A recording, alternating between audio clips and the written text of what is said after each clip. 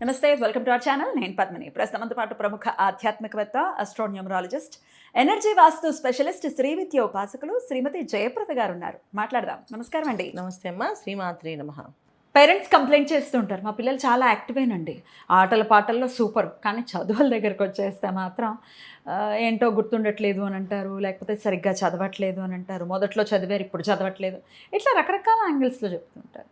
అసలు పిల్లలు చదువులో ఇట్లా వెనకబడ్డానికి ఏమిటిది, ఈ కారణం ఏమిటి అనేది తెలుసుకోవాలనుకుంటున్నా. ప్రత్యామ్నాయం కూడా చెప్పండి, మంచి పరిహారం ఏదైనా చెప్తే తల్లిదండ్రులకు ఉపయోగపడుతుంది.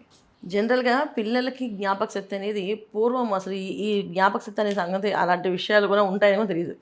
చదివిన ఏకసంతాగ్రహం ఇలా చదివేసేవాళ్ళు, దాన్ని అప్పచెప్పేసేవాళ్ళు. ఇవాళ మనం ఇవన్నీ లోపాలు అడుగుతున్నాం. ఈ లోపాలకి కారణం ఏంటంటే ముఖ్యంగా పిల్లల్లో ఎక్కువగా ఎలక్ట్రానిక్స్ వాడడం వల్ల, దాని మీద డిపెండ్ అవ్వడం వల్ల, ప్రతిదీ ఫోన్లో చెక్ చేసి ఫోన్లో చూపించి ఫోన్లో మాట్లాడడం వల్ల, దాంట్లో ఒకటే కదా విషయం, మనకి కావాల్సిన విజ్ఞానం ఉన్నప్పటికీ కూడా కొన్ని వేస్ట్ ఆఫ్ టైం అవడానికి కూడా అదే కారణం అవుతాయి. దానివల్ల వీళ్ళకి జ్ఞాపకం తగ్గిపోవడం. ఇష్టమైన సినిమా డైలాగులు గుర్తుంటాయి, ఇష్టమైన సినిమాలు గుర్తుంటాయి, ఇష్టమైన సినిమా హీరోలు గుర్తుంటారు, ఇష్టమైన సంఖ్యలు చెప్పాలంటే అవి చెప్పగలుగుతారు, ఇష్టమైన కలర్స్ చెప్పగలరు, ఇష్టమైన ఏవేవి హాబీస్ ఉన్నాయో అవి చెప్పగలుగుతారు. మరి చదువు ఎందుకు గుర్తుండదు? చదువు ఇష్టం లేదు కాబట్టి. ఇష్టం లేదు. అది ఇష్టం లేకపోవడానికి ఏంటంటే వాళ్ళు కూర్చునే ఇంట్లో జనరల్గా మన వాస్తు రెమెడీస్లో చూసుకుంటే ఇది ఇంట్లో పిల్లల్ని ఎప్పుడు కూడా వాయువు దశలో ఉండేటప్పుడు కూర్చోబెట్టాలి. ఓకే. సో వాయువు దశలో కూర్చోబెడితే ఏంటంటే చదువు అలా బ్రెయిన్లోకి వెళ్తుంది. ఓకే. ఏ విషయమైనా సరే, ఎలాంటి విషయం చెప్పినా సరే చదివే ముందు కాస్త సరస్వతి అమ్మవారిని ఓం సరస్వతి నమః అని చెప్పి కనీసం ఒక 11 సార్లు అనుకొని పుస్తకం తీయాలి. అప్పుడు ఆ దేవతకు అనుగ్రహం వీళ్ళకి కలిగి చదివినట్టుగా గుర్తుంటుంది. కొన్ని పరిహారాలు, చిన్న పరిహారాలు ఏంటంటే చదువుని ఎలా పడితే అలా చదివితే రాదు. కొంతమంది తింటూ చదువుతుంటారు, అది తప్పు. మనం ఎంగిల్ చేస్తే ఎంగిల్ నోట్తో చదవకూడదు అసలు, దానివల్ల ఇంకా దోషం ఉంటుంది. రెండోది ఏంటంటే మంచాల మీద కూర్చొని చదువుతుంటారు, అది అసలు ఎక్కదు. మంచం అనేది ఒక పడుకోవడానికి తప్ప దేనికి పనికిరాని ఒక ఐటమ్ ఏదైనా మన ఇంట్లో ఉందంటే అది మంచమే. అన్నిటికన్నా వేస్ట్ ఐటమ్ ఏది ఉందంటే అది మంచం అన్నమాట. అందుకే ఇదివరకు రోజుల్లో మడత పెట్టి పెట్టేసేవారు పక్కన కదండి. అదే మంచాలు వేయకూడదని, మంచం ముట్టుకోకూడదని, మడత మంచాలు, పట్టి మంచాలు ఇవి ఉంటాయి కదా, ఇలా మన వైరు మంచాలు కట్టుకుంటూ అలా పట్టి మంచాలు ఉంటుంది. పట్టి మంచాలు, తర్వాత ఈ మడత మంచాలు, ఇవన్నీ ఏంటంటే ఇలా క్లోజ్ చేసేసి పక్కన పెట్టేసి ఆ గదిని నీళ్ళు పోసి కడిగేసేవాళ్ళు. అందుకే మళ్ళీ ఆ గది కడుక్కోకపోతే ఆ గది పనికి వచ్చేది కదా పడుకోవడానికి. అలాగా అంత పాటింపు ఉండేది, అంత పట్టింపు ఉండేది. ఎందుకంటే అందుకే ప్రతి గదులకి ఇంత తూములు పెట్టేవాళ్ళు, అంటే ఎంత కన్నాల్లో ఉండే వాటర్ వెళ్ళిపోవడానికి అలా పెట్టి కట్టుకునే వాళ్ళు ఇల్లు. ఇప్పుడు తూములు లేవు, కడుక్కోవడం లేదు, గడపలు కూడా లేవు కదా. ప్రతి దానికి గడపకి, ప్రతి గదికి గుమ్మానికి గడప పెట్టేవాళ్ళు, గడపకి ఎదురు పూజ చేస్తూ ఉండేవాళ్ళు. ఇలాంటివి ఏమి లేవు కదా. ఎప్పుడైతే మనం వాటికి వాల్యూస్ ఎప్పుడైనా తగ్గించేస్తామో అవి మన మీద ప్రభావం పనిచేయడం తగ్గిపోయింది. అది చాలా వరకు పుస్తకాలు, పెన్లు కింద పడేస్తుంటారు నాన్న చదువుతున్నప్పుడు. వాళ్ళు చదువుకుంటారు అనుకో, చుట్టూ పుస్తకాలు పేర్చుకుంటుంటారు. తర్వాత పెన్లు, క్యాప్లు తీసి పడేస్తుంటారు. ఇలా క్యాప్ని పెన్ను విడిగా చేసి పెడితే చదువు మళ్ళీ ఎక్కదు. పెన్కి ఇలా రివర్స్ పెట్టాలి క్యాప్ని, లేదా టిక్టిక్స్ అన్న పెన్స్ తీసుకోవాలి. నేను ఎప్పుడు అందరికీ చదువుకునే పిల్లలందరికీ నేను టిక్ పెన్సే తీసుకోవాలంట, ఎందుకంటే వాళ్ళు క్యాప్ పడేస్తారు. ఇలా మూత తీసి పడేయడం వల్ల ఏంటంటే ఖచ్చితంగా వాళ్ళ ఆలోచన విధానం మారుతుంది అంటాం. ఈ plastic end of the day ఇప్పుడు మూత పెట్టట్లేదు, మూత పెట్టకపోతే ఏమైనా పాయింట్ విరిగిపోతుంది, ఒకవేళ కింద పడినా ఏమైనా విరిగిపోతుంది. శ్రద్ధ కనపడ్డం దీనికి కనిపించట్లేదు. రైట్. ఒకటి ఉండేది ఏంటంటే మనకి భూమి మీద ఏది పెట్టినా ఆకర్షణ శక్తి, దాంట్లో ఉన్న ఎనర్జీని లాగేస్తుంది. రైట్. సో మనం ఏది చదువుదాం అనుకుని కింద కూర్చొని చదువుతామో ఆ ఎనర్జీ అంతా ఎవరికి వెళ్తుంది? భూదేవికి వెళ్ళిపోతుంది. సో మన కింద ఒక ఆసనం వేసుకొని చాప వేసుకొని చాప మీద కూర్చొని చాప మీద పుస్తకాలు పెట్టుకొని పూర్వం కూర్చొని రాసుకొని చదువుకునేవాళ్ళు.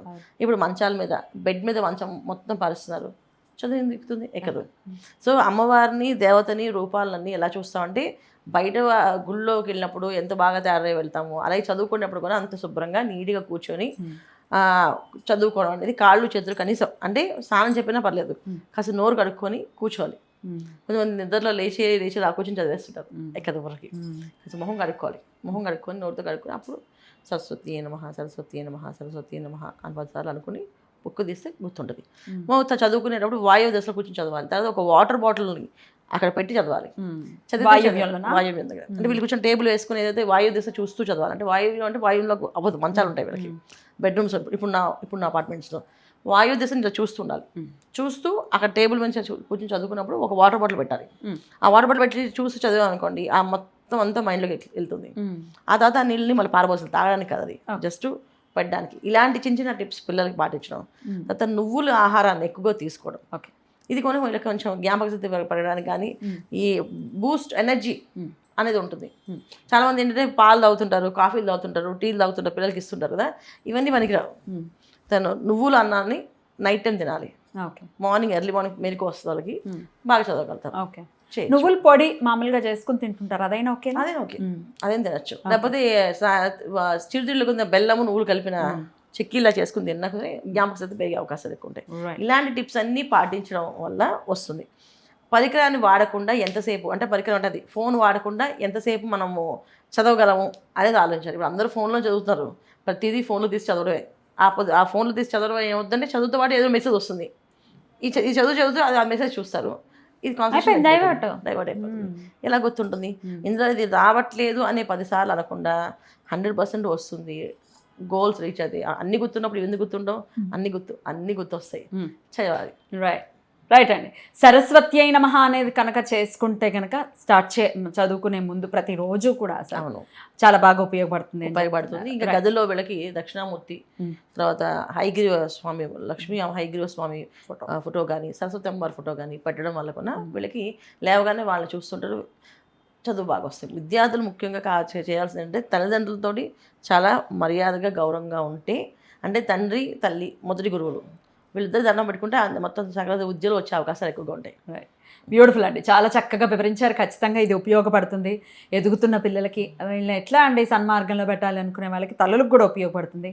సరస్వతి కటాక్షం ఎదుగుతున్న పిల్లల పైన పరిపూర్ణంగా ఉండాలని మనస్ఫూర్తిగా కోరుకుంటూ చాలా అద్భుతంగా వివరించారండి. కృతజ్ఞతలు. నమస్కారం. శ్రీమాత్రే నమః.